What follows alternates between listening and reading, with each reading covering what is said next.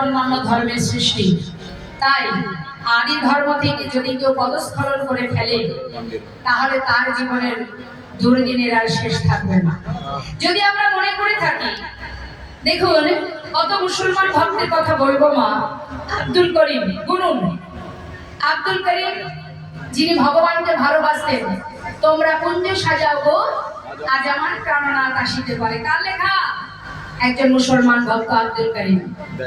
কাজী নজরুল ইসলাম, কাজী নজরুল ইসলামের গান আপনারা অনেক শুনেছেন। হ্যাঁ, সেই ছেলে বিশ্বরায় বিরাট শিশুয়ান মনে, হ্যাঁ সখী শেহরি কেমন বল, কত কত গান। চাঁদ কাজী, যে চাঁদ কাজীর সমাধিতে একটা মহাপ্রভু চাপা গাছ, চাপা ফুলের বৃক্ষরোপণ করেছিলেন, যেখানে 12 মাস 365 দিনই ওই গাছ থেকে ফুল ওই সমাধিতে পড়ে।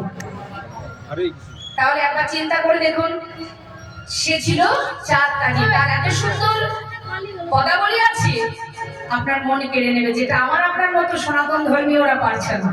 হ্যাঁ, শুধু তাই নয়, আরো আছে যিনি হলেন আকবর, সম্রাট আকবর, যিনি একটি শ্লোক লিখেছিলেন, জিও জিও মেরা মন চোরা করা, জয় হোক যে আমার মনকে চুরি করেছে।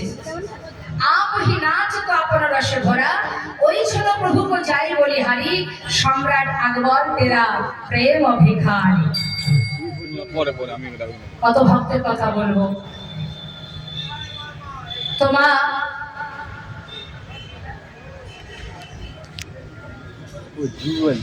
শুধু তাই নয়, আমরা যারা মায়াপুর নবদ্বীপ ঘুরেছি দেখেছেন নিশ্চয়ই, কত বিদেশি ভক্তরা আছে যারা সবকিছু ছেড়ে ছুটে পরিবারকে নিয়ে এই মায়াপুর স্থানে এসে পড়ে আছে গৌর গোবিন্দের চরণ স্মরণ করে। তাই আমরা যদি কখনো ভুল করে বসি মা, ভুলের মাসুল গুনতে গুনতে আমাদের গোনা দিন ফুরিয়ে যাবে। সবার কাছে আমার অনুরোধ, কখনো কোনো সময় আপন পিতাকে ছেড়ে অন্য কোথাও যাবেন না। নিজের ধর্ম, নিজের সনাতন, নিজের গোবিন্দ, নিজের প্রাণনাথ প্রাণ গোবিন্দজি যেমন করে ভালোবাসেন, কেউ বন্ধু রূপে, কেউ মধুর রসে, কেউ সূক্ষ্ম রসে, কেউ বাৎসল্য রসে, যে যেমন করে গোবিন্দকে ভালোবাসেন, গোবিন্দকে ছেড়ে অন্য কোথাও যাবেন না। যাচ্ছেন, যদি আপনি যান আপনাকে আবার ফিরে আসতে হবে, এটা মনে রেখে দেবেন। আমি বলে গেলাম, যে যেখানেই যাক না কেন তাকে ফিরে আবার আসতে হবে। অনেক অনেক প্রমাণ আছে। তাই গৌর হরি বল হরি বল। আপনারা হয়তো একটা পদ শুনেছেন, বাবা খেলত রাম সুন্দর শ্যাম মোহন মুরলী মধুর ধাম। হ্যাঁ, একজন ভক্ত যিনি হচ্ছেন নাসির মাহমুদ, এত সুন্দর পদ লিখেছেন, খেলত রাম সুন্দর শ্যাম মোহন মুরলী মধুর ধাম। হ্যাঁ, তো যে যাই বলুন না কেন, নিজের ভাবনা, নিজের চিন্তা দিয়ে নিজের পথ থেকে কখনো পিছিয়ে যাবেন না। কেমন মাথায় রাখবেন এই কথাটা। আমি বললাম, কখনো ভুল পথে পা দেবেন না। আপনার ধর্মকে নিয়ে আপনি বেঁচে থাকুন, ভালো থাকুন। ডাকার মতো যদি তাকে ভালোবাসতে পারেন, ডাকতে পারেন। পারের মাঝে একজনই আছে গো মা, যে যে পথেই যাও না কেন ঘাটে পারের মাঝি একজনই দাঁড়িয়ে আছে। হ্যাঁ, তাই আমরা যাকেই অবলম্বন করি না কেন, যাওয়ার সময় আমাদের সবার মুখে ওই নাম ছাড়া সঙ্গের সাথী আর কেউ হবে না। তাই গৌর হরি বল হরি বল। তাই কখনো ভুল পথে পা বাড়াবেন না। আপনারা আপনাদের গোবিন্দকে নিয়ে থাকুন, গোবিন্দকে ভালোবাসুন। আপনাদের যে আরাধ্য দেবতা করুণাময় আমার গোবিন্দ গৌর হরি, তার চরণ ছাড়া হবেন না। তাতে আপনাদেরই ক্ষতি হবে, আপনাদেরই অমঙ্গল হবে। কেন সে ভুল করতে যাবেন? হ্যাঁ, ডাকার পথে ডাকুন, ডাকার মতো ডাকলে অবশ্যই সাড়া পাবে। জয় রাধে রাধে। আসুন, আমরা দর্শন করলাম ভগবান ভক্তের জন্য পিণ্ড দান করবেন বলে আজ পিণ্ড হাতে করে নিয়ে দাঁড়িয়ে আছে গঙ্গার ঘাটে। বৈষ্ণব মহাজন বললেন, যুগে যুগে তুমি এসেছো ধরাতে, রাখিতে তোমারি ভক্তেরি মা।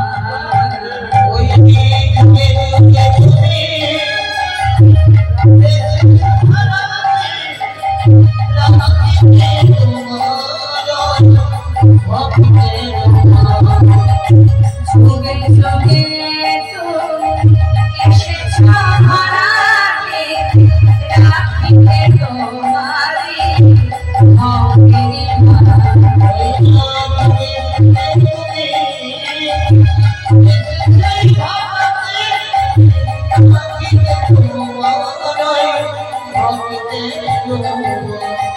দাঁড়াইল হরি বিক্রমে হরি, দাঁড়াইল হরি বিক্রমে হরি, সুখময় হরি শাস্ত্রের দাঁড়াইল হরি বিক্রমে হরি, সুখময়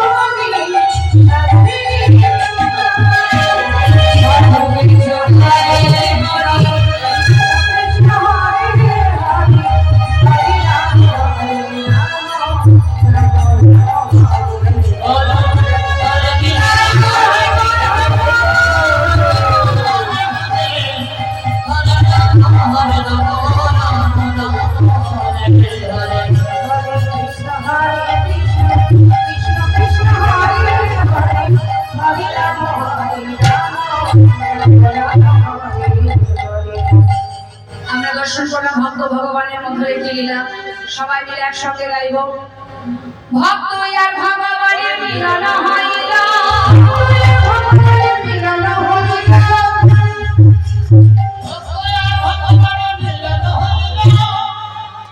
আরে তুই নিচে নাম না।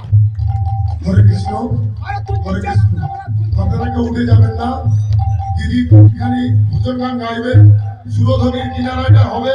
আমাদের কমিটির ভাইদের খুব অনুরোধ ছিল, সুরধনির কিনারায় হবে আর 3টে ভজন হবে। তারপরে বাতাসা হরিপুর আছে। এরপরে আমাদের যারা কার্তিক ব্রত করেছে